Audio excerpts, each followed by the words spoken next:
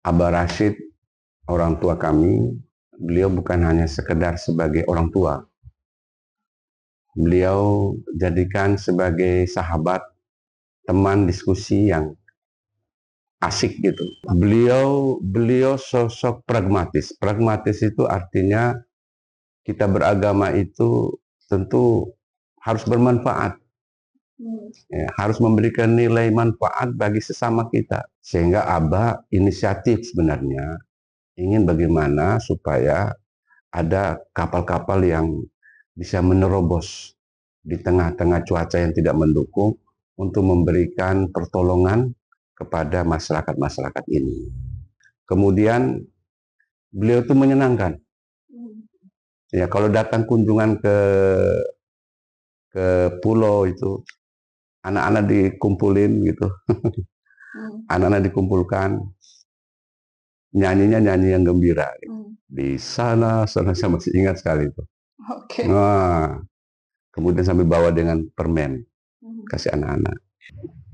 Tribunars, bagi Haji Muhammad Iksan Wahab, keberagaman agama di Kabupaten Sika, Nusa Tenggara Timur bukan sekedar takdir sosiologis, melainkan ruang dialog yang harus terus dirawat. Beliau merupakan Ketua MUI atau Majelis Ulama Indonesia di Kabupaten Sika 2 periode, juga bergabung dalam Forum Kerukunan Umat Beragama atau FKUB. Hari ini kita akan menjumpai beliau untuk berbincang bagaimana sebenarnya dialog lintas agama yang terus dirawat, maupun juga legasi yang diwariskan oleh orang tuanya, Haji Abdul Rashid Wahab, yang dikenal sebagai seorang tokoh agama yang juga mendukung toleransi umat antar beragama di Kabupaten Sika. Mari ikuti liputan kita berikut ini.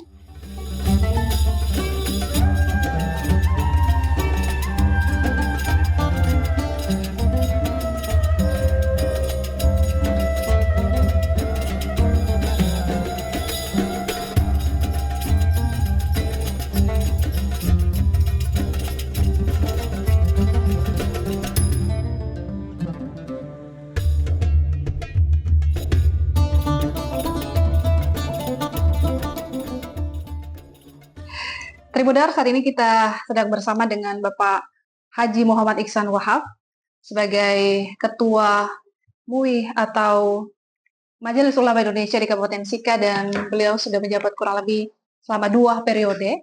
Dan ya, terlepas dari sebagai Ketua MUI juga, kita melihat bahwa sosok Bapak Iksan Wahab, anak dari Abah Rashid Wahab, yang dikenal sebagai salah satu tokoh yang mendukung toleransi di Kabupaten Sika, juga mempengaruhi dalam ya keseharian Bapak Iksan sendiri sebagai Ketua MUI maupun juga sebagai pendakwa, bahkan juga sebagai seorang dosen. Dan ada hal menarik nanti yang akan kita gali di balik bagaimana perjalanan dari Bapak Iksan Wahab hingga sebelumnya dia telah mapan tinggal di Jakarta, akhirnya kembali ke Maumere, ke Kabupaten Sika, dan saat ini menjadi ya sudah menjabat kurang lebih 2 periode sebagai Ketua MUI, maupun juga aktivitas dia sebagai seorang pendakwa di sini dan juga seorang dosen. Mungkin selamat ya siang Bapak. Selamat siang. Ini hal yang menarik karena kami hari ini bisa berkunjung dengan Bapak Iksan Wahab gitu ya. Kita kenal selama ini sebagai seorang Ketua MUI, tapi juga kita melihat ada pengaruh dari sosok Bapak Abah Rashid yang kami kenal begitu dalam keseharian Bapak Iksan sendiri. Mungkin bisa diceritakan seberapa jauh pengaruh dari Abah Rashid gitu sebagai seorang ayah maupun juga sebagai seorang tokoh Muslim di Kabupaten Sika. Baik, terima kasih. Abah Rashid, orang tua kami, beliau bukan hanya sekedar sebagai orang tua. Beliau jadikan sebagai sahabat, teman diskusi yang asik gitu. Banyak hal, persoalan-persoalan kemanusiaan, persoalan-persoalan yang menjadi problem bagi masyarakat luas, beliau tuangkan dalam sebuah dialog dan diskusi di ruang makan, di ruang tamu, sehingga ada interaksi antara saya dengan Abah dan anak-anak lain, ya, sehingga mendapatkan nilai-nilai yang baik berkenan dengan hubungan keakraban antara sesama umat manusia, dan bagaimana kita mencari jalan agar problem kemanusiaan yang ada di masyarakat minimal dikurangi bebannya. Oke, Ya. jadi berawal dari dialog di Dialog rumah ya. makan. Lalu ya kita juga melihat bahwa latar belakang pendidikan agama begitu sangat melekat juga di Bapak Ihsan sendiri itu. Kalau boleh tahu apa yang Bapak pelajari begitu ketika di pendidikan Islam? Ya, saya latar belakang saya di pondok pesantren. Kemudian saya belajar di mengabdi atau di tugas pengabdian di Jakarta. Dan selama ini kan saya melihat dalam persepsi saya tentang agama dari teks-teks buku-buku teks. Ya. Tetapi setelah saya pulang dan berinteraksi dengan Abah, dari hasil dialog, komunikasi yang intens, cara pandang saya berubah. Ya. Cara pandang saya berubah. Oke lah, textbook saya angkat sebagai diskusi dengan Abah.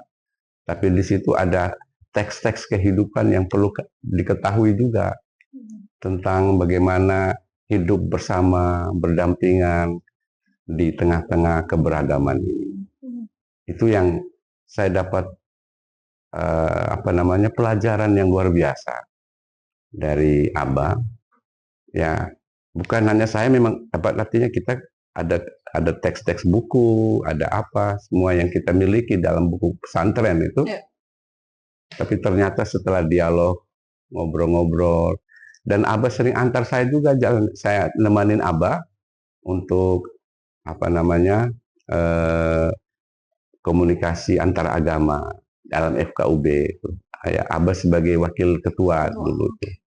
Ya, saya pergi ke dampingi Abah ke Pulau Palue, bertemu dengan tokoh-tokoh agama yang lain. Di situ saya merasa bahwa ini ada nilai-nilai yang tidak ada di dalam textbook, tapi ada nilai-nilai kehidupan yang justru saya mendapatkan pengalaman yang luar biasa. Ya. Berarti sosok pragmatis yang ada pada diri Bapak Abah Rashid sendiri juga mempengaruhi. Ya, beliau sosok pragmatis. Pragmatis itu artinya kita beragama itu tentu harus bermanfaat. Ya, harus memberikan nilai manfaat bagi sesama kita. Kalau beragama itu merusak, menghancurkan, itu bukan agama. Nah, agama itu harus memberikan makna dan manfaat. Harus mendorong kita untuk memberikan akses, minimal mengurangi beban-beban kehidupan masyarakat. Itu agama sebenarnya. Itu yang sering disampaikan oleh Abah Rashid. Oke, lalu kita juga mengetahui terkait salah satu inisiasi dari Abah Rashid terkait dengan kapal kemanusiaan.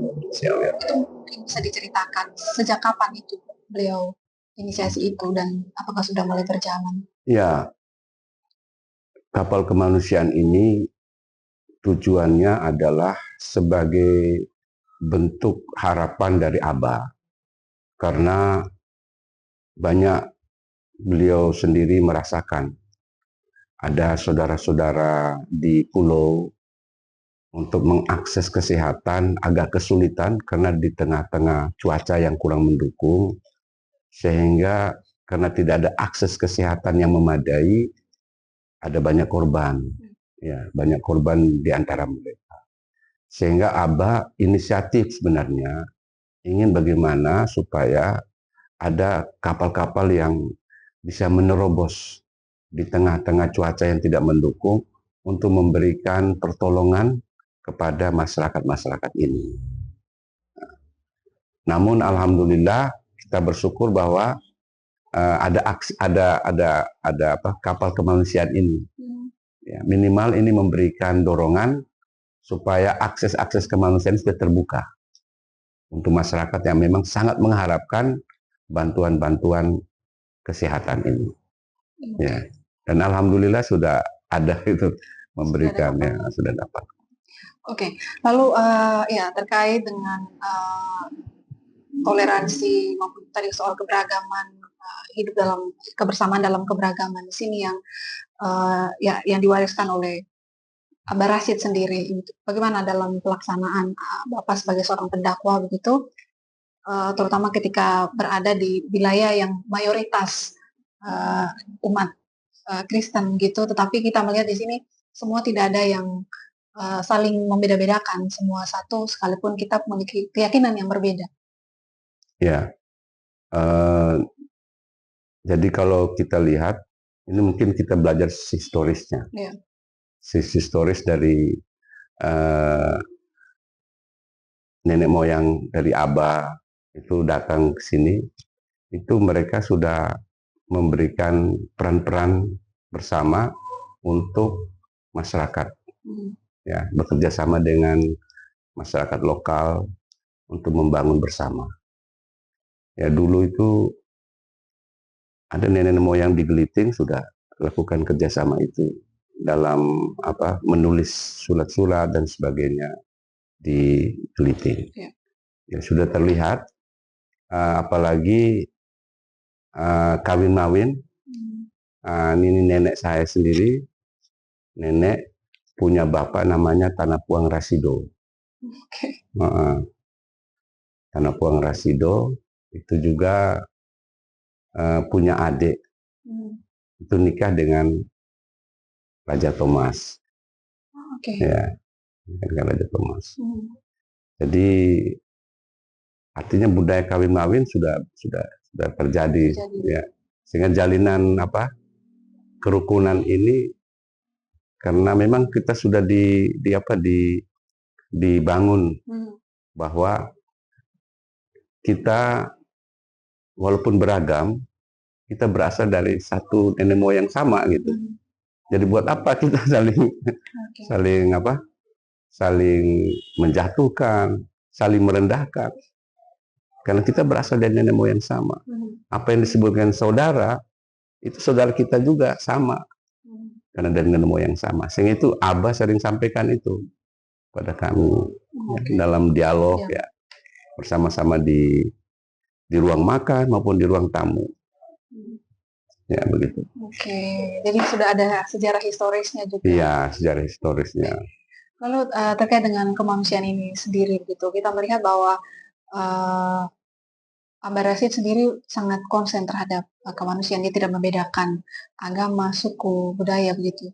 Dan itu kita melihat ketika beliau terlibat dalam kerja-kerja kemanusiaan dengan tokoh lintas agama di sini. Bagaimana Bapak melihat itu sebagai seorang anak begitu untuk legasi? Saya melihat begini, beliau mencanangkan berdirinya Muhammadiyah ini, beliau melihat pendidikan penting. Ya, pendidikan ini untuk semua, bukan hanya untuk satu agama saja. Misalnya di Geliting itu, beliau melihat SMP belum ada waktu itu, tahun 80-an. Di Waipare. SMP belum ada. Sehingga beliau bilang tidak bisa kita bangun MTS. Nah, karena kita lihat ada banyak saudara-saudara kita yang lain belum bisa sekolah juga. Karena mungkin aksesnya jauh dan sebagainya. Maka dibuatlah sekolah SMP Muhammadiyah Waipare. Jadi pendidikan ini untuk semua. Tidak ada pengelompokan. Kemudian beliau itu menyenangkan. Ya, kalau datang kunjungan ke pulau itu, anak-anak dikumpulin gitu. Anak-anak dikumpulkan, nyanyinya nyanyi yang gembira. Gitu. Di sana saya masih ingat sekali itu. Nah, kemudian sampai bawa dengan permen, kasih anak-anak. Artinya saya lihat dari sisi itu bahwa ingin menggembirakan semua. Ya, jangan ada yang susah dengan hidup ini, walaupun di tengah keterbatasan, tapi kita disuruh untuk gembira, agar supaya di tengah kekurangan kita bisa berbagi bersama. Nah, itu. Menarik ya, ternyata terkait dengan pembangunan sekolah harusnya tadi MTS, tapi melihat dengan masyarakat sekitar juga yang beragam, akhirnya dibuat yang sekolah yang umum, yang formal. Ada satu juga hal yang menarik gitu terkait dengan kita melihat bagaimana sosok dari Abah Rasid ini juga sangat melekat di Bapak Ihsan sendiri. Ini bagaimana? Apakah ada pesan-pesan atau hal-hal apa begitu yang ya harusnya mungkin dimandatkan pada Bapak Ihsan untuk dilanjutkan, untuk diwariskan gitu? Ya, saya walaupun tidak secara spesifik beliau sampaikan, tapi ada beberapa pesan penting beliau kepada kami bahwa hidup ini yang kita jalani di daerah kita ini, kata kunci pertama itu jangan melihat agama ini dari sisi negatif, cara pandang kita negatif. Ketika kita melihat realitas di luar, kita melihat bahwa agama membutuhkan kita untuk membantu sesama. Di situ poinnya bahwa beliau sering komunikasi dengan saya itu ya seperti itu. Ya. Kemudian yang kedua, budaya-budaya lokal itu dengan kearifan-kearifan itu beliau sering berbicara. Kenapa demikian? Karena nilai-nilai kearifan itu jangan sampai hilang. Itu sangat disayangkan. Sehingga beliau sering komunikasi dengan kami di situ. Jadi ada banyak hal yang secara ini memang tidak ada penyampaian bahwa nanti ganti saya atau apa. Tapi dengan peran-peran yang beliau sampaikan ke kami untuk menjadi garda terdepan dalam membantu sesama, baik dalam pengetahuan, dalam isu sosial yang lain, nah, itu beliau sampaikan itu sehingga ya kami bisa jadi 2 periode itu, ya, untuk mengemban amanah dari pesan-pesan dari beliau itu. Ya, selain sebagai pendakwa, kita juga lihat Bapak Ihsan mengajar gitu di Universitas Muhammadiyah Maumere dan unik adalah mata kuliah yang dibawa adalah agama multikultural. Kalau boleh tahu seperti apa? Ya, kami ya seperti itu, bahwa agama di satu sisi memang normatif, bersifat eksklusif dari satu sisi. Orang hanya melihat dari sisi ini. Padahal agama itu luas sekali. Bisa juga eksklusif, bisa juga inklusif. Tergantung cara pandang kita. Maka saya melihat bahwa dengan kami mengajar di agama multikultural ini, dengan keragaman ini, saya gunakan dengan cara-cara yang mengedepankan isu-isu bersama. Isu budaya. Jadi kita angkat budaya-budaya khas di daerah Sika ini untuk kita jadikan diskusi, bahkan jadikan dalam sebuah artikel atau jurnal untuk mengangkat kebiasaan adat istiadat di masyarakat Sika ini. Dan ini isu-isu lain seperti apa di Kabupaten Sika kita jadikan bahan diskusi bersama di lingkungan mahasiswa, baik itu Islam dan Katolik dan Protestan, bersama-sama untuk memotret persoalan-persoalan kemanusiaan ini. Sembari konklusinya adalah melakukan refleksi internal dalam agama masing-masing. Oh iya, ternyata kaya loh. Agama itu kaya loh. Kaya perspektif. Sepanjang kita punya hati yang bersih, akal yang suci, insya Allah kita bisa memotret semua persoalan dengan baik. Melalui refleksi inilah kita bisa membangun peradaban dari agama. Oke, berarti mata kuliah agama multikultural ini memang sangat penting sekali ya, harus di. Iya, penting sekali. Karena bukan saja justru memperkaya agama masing-masing. Dari selama ini perspektifnya demikian, tapi dengan ada kajian-kajian seperti ini akan membawa pengayaan-pengayaan terhadap agamanya sendiri, sembari membangun relasi yang positif dengan sesama. Ya. Oke, baik. Kita juga melihat ini, Bapak Ihsan sudah kurang lebih 2 periode Ketua MUI di Sika begitu. Kurang lebih selama 2 tahun itu, apa kegiatan dari MUI sendiri di Kabupaten Sika? Ya, MUI sebagai organisasi induk, ya organisasi induk yang membawahi organisasi-organisasi di bawah, seperti eh, organisasi takmir masjid, seperti NU, Muhammadiyah. Jadi seluruh kegiatan yang langsung bersentuhan dengan masalah manusia kemanusiaan ini, organisasi di bawahnya. Namun ketika ada problem kemanusiaan akut yang harus dibicarakan secara teknis, secara ini langsung di tingkat MUI. Jadi wadah-wadah organisasi MUI ini mereka-mereka yang dibawa aktif ini. Sembari nanti kepengurusan dari mereka juga kami ini. Kami angkat bersama, kami diskusikan. Jadi memang saya lihat memang untuk ke depan ini dua organisasi sayap ini, NU dan Muhammadiyah, alhamdulillah ya kita saling menopang, saling membangun bersama, sinergi bersama untuk kalau ada kekurangan mana kita belajar bersama ya di MUI. Oke, berarti kalau misalnya ketiga periode lagi nanti bagaimana? Ya, ya kita belum tahu nanti. Ya, memang dalam peraturan organisasi cukup 2 saja dulu. Oke, cukup 2. Supaya ada yang lain menggantikan. Baik, ya terkait dengan organisasi tadi, MUI kemudian juga Bapak juga tergabung di FKUB begitu. Ya. Apa yang membuat Bapak ikut bergabung di situ? Apakah juga karena ada latar belakang dari aktivitasnya Abah Rashid sebelumnya juga terlibat dalam organisasi yang sama? Ya, saya kurang tahu juga, tapi mungkin begitu saya diminta dihubungi oleh pihak FKUB untuk bergabung di FKUB. Ya, saya sudah bergabung kurang lebih hampir setahun. Ya, hampir setahun di FKUB. Dan memang masalah diangkat itu adalah bagaimana hidup rukun di tengah-tengah keberagaman. Dan itu saya kira sangat penting untuk kita terus mengkampanyekan bahwa kita harus rukun di tengah keberagaman. Ya.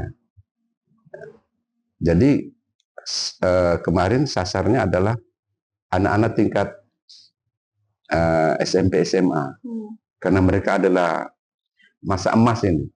Karena ketika sampai 10 tahun akan datang mereka juga akan menjadi pemimpin. Nah, kemarin kita ada sosialisasi kerukunan umat beragama di sekolah SMA. Oke, baik. Ya, tadi sepanjang kita berdialog, saya melihat bagaimana Bapak Ihsan sangat menekankan terkait dengan pendidikan, lebih banyak soal pendidikan bahwa untuk membangun seseorang dalam cara pandang, termasuk beragama, ada hubungannya dengan pendidikan. Seperti apa Bapak melihat nantinya pendidikan beragama juga? Ya, ini kita melihat pendidikan ini, khususnya pendidikan agama Islam ya, pendidikan Islam. Memang kita jangan hanya melihat dari cara pandang di dalam buku-buku teks.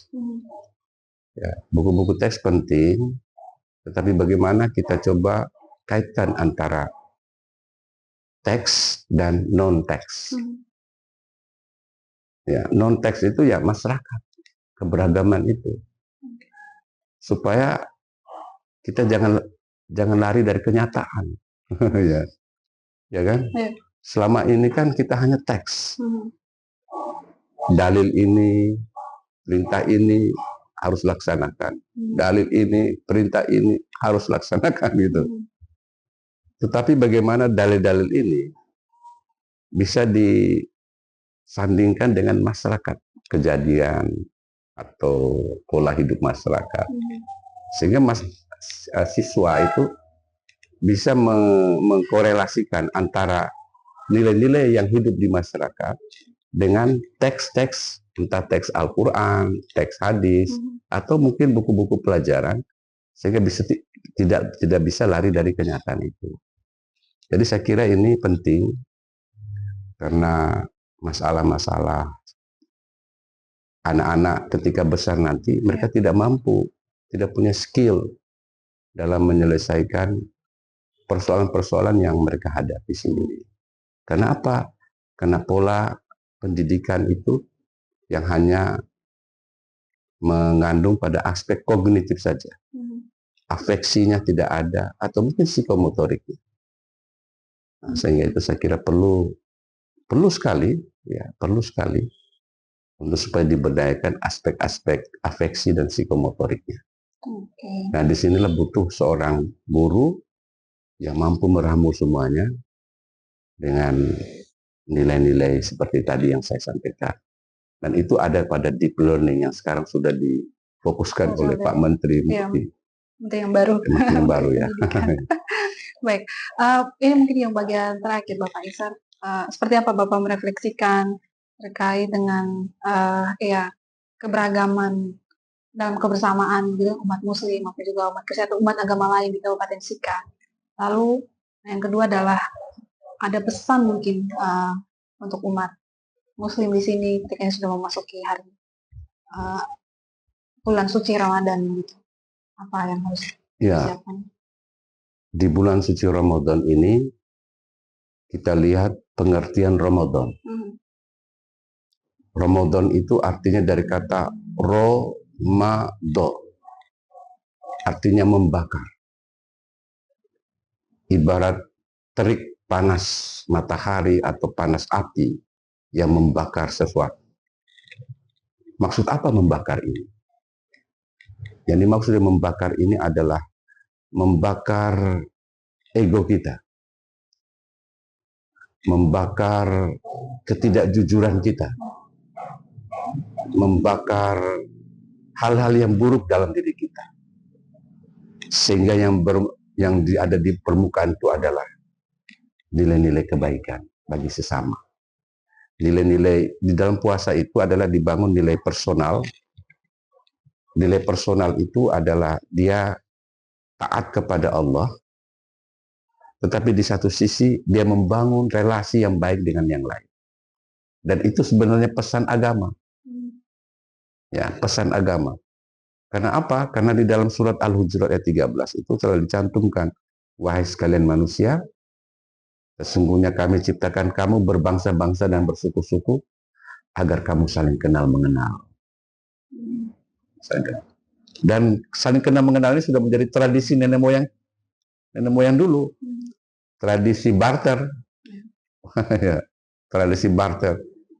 Karena dari yang Islam itu ada jual ikan, kemudian yang di pantai itu jual ikan, kemudian yang di gunung itu ada sayur, ada terjadi barter, dan ini terjadi di Geliting. Dan ini kerjasama seperti ini kan menarik untuk saat sekarang ini juga, supaya kita membangun relasi yang positif di bulan Ramadan ini, di samping memperkokoh dan memperkuat keimanan di bulan Ramadan ini. Saya kira. Baik. Ya, tapi benar itu tadi dialog kita dengan Bapak Ihsan Wahab itu. Ini juga tidak terlepas dari bagaimana kita melihat kebersamaan dalam keberagaman di Kabupaten Sika, tapi juga ini kita melihat bagaimana kesiapan dari umat Muslim sendiri, saudara kita untuk menyambut bulan Ramadan gitu. Dan hal yang tentu yang digarisbawahi oleh Bapak Ihsan dari tadi adalah soal semangat kebersamaan dalam keberagaman itu terus digaungkan gitu, dan tadi tidak hanya di ruang-ruang di masjid atau di masyarakat pada umum, tapi juga tadi melalui ruang bangku kuliah, dari ruang pendidikan di kampus juga itu sudah digaungkan oleh Bapak Ihsan sendiri. Dan ya, terkait dengan MUI sendiri, kurang lebih tadi kita tahu bahwa ada kurang lebih 2 periode Bapak Ihsan sebagai Ketua Majelis Ulama Indonesia untuk menghimpun 2 organisasi sayap di sini, Muhammadiyah dan juga NU. Tentunya kegiatan mereka adalah untuk memberikan dampak kepada masyarakat itu sendiri. Sekali lagi terima kasih Bapak Ihsan, itu selamat merayakan bulan Ramadan. Terus dari dialog bersama dengan Haji Muhammad Iksan Wahab, Ketua MUI Kabupaten Sika 2 periode. Ia mengatakan bahwa sosok almarhum Haji Abdul Wasid Wahab sebagai ayahnya, ada hal yang kini ia teruskan, yakni adalah mimpi-mimpi dari sang ayah untuk melunasi utang-utang kemanusiaan yang belum sempat terwujud, mulai dari pendidikan hingga gagasan tentang puskesmas terapung. Ia juga tetap menekankan untuk selalu mendorong dialog antara lintas umat beragama dan mendukung keberagaman untuk mencapai keharmonisan di tengah perbedaan keyakinan di Kabupaten Sika ataupun juga di Nusa Tenggara Timur. Download Tribun X sekarang, menghadirkan lokal menjadi Indonesia.